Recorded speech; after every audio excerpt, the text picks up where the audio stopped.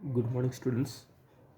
Welcome to the part 4 class 10 chapter के जो image formation थे उसका पार्ट 4 पे मैं मूव कर रहा हूँ।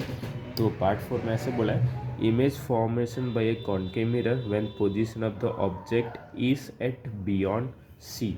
बियॉन्ड सी पे मैंने क्या रखा हुआ है, ऑब्जेक्ट को रखा हुआ है। ओके तो फिर से मैं तुमको रिपीट कर रहा हूँ। ओके ऑलरेडी डायग्राम मैंने ड्रॉ किया हुआ है। This is the pole part, जो डिस्टेंस है दैट विल बी 2 सेंटीमीटर पे रखा हुआ है फोकस पॉइंट, और फिर से यहाँ पे 2 सेंटीमीटर के डिस्टेंस पे रखा हुआ है centre of curvature that is C. Okay और फिर से मैं यहाँ पे इमेज बोला है, कहाँ पे image will be beyond C. Beyond C यानी कहाँ हुआ, सी के पीछे कहीं पे भी तुम लोग ले सकते हो बियॉन्ड सी। तो यहाँ पे देखो, यहाँ पे फिर से मैं यहाँ पे क्या ले रहा हूँ, एग्जैक्ट 1 सेंटीमीटर का डिस्टेंस में ले रहा हूँ। ओके 1 सेंटीमीटर का डिस्टेंस में ले रहा हूँ। देखो 1 सेंटीमीटर का मैं क्या लिया, ऑब्जेक्ट का हाइट लिया हुआ है that will be 1 centimetre. Okay अब देखो, अब यहाँ पे again we have to apply 2 rule, है ना। पहला रूल क्या था, बोलो।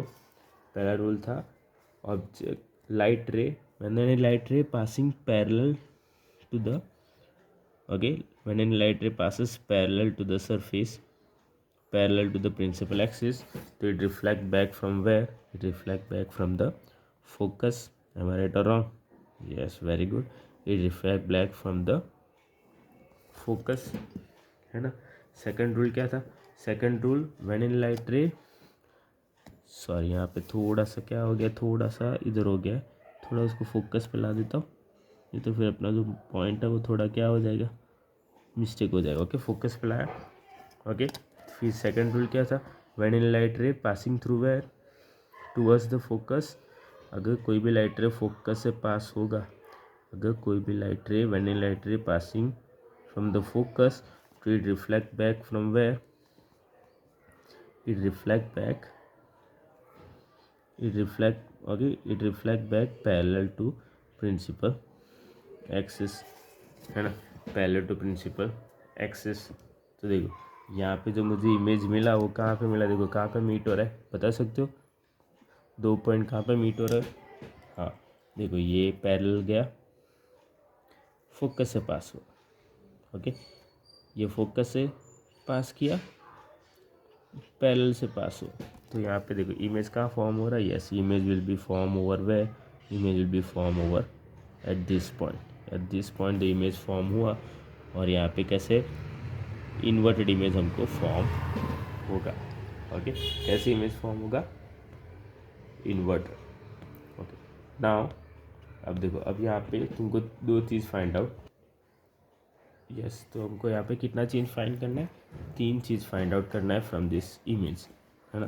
पहला चीज़ क्या था, position of the image. Yes position of the image कहाँ पे है, देखो कहाँ पे है, बियॉन्ड सी है, या in between C and F है, या एट सी पे, या एट एफ है, कहाँ पे, yes between C and F. तो मैं यहाँ पे लिखूँगा पोजीशन ऑफ द इमेज में क्या लिखूँगा, बिटवीन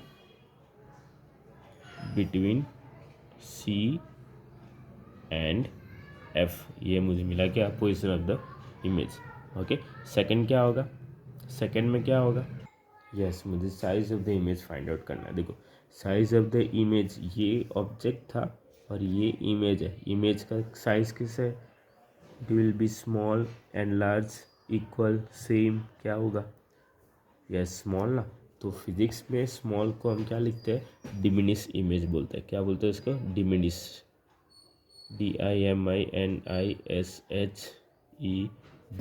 डिमिनिश यानी कौन सा इमेज हुआ, स्मॉल, याद रखना। Okay small image, yes. अब लास्ट आया कौन सा, नेचर ऑफ द इमेज, कहाँ पर मिला हमको इमेज, रियल जिंदगी में मिला है ना, तो रियल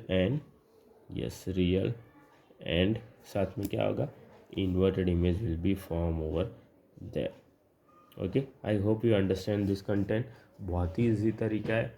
तुम लोग बस इसमें जब पोजीशन फॉर्म करेंगे तो एग्जैक्ट साइज, जो लेंथ है बिटवीन सी एंड एफ, जो पोल का जो लेंथ है वो सब सेम ही लेंगे, तो एग्जैक्ट तुमको वही का वही मिलेगा, कहीं मिस्टेक नहीं होगा। Okay I hope you understand the content, thank you all.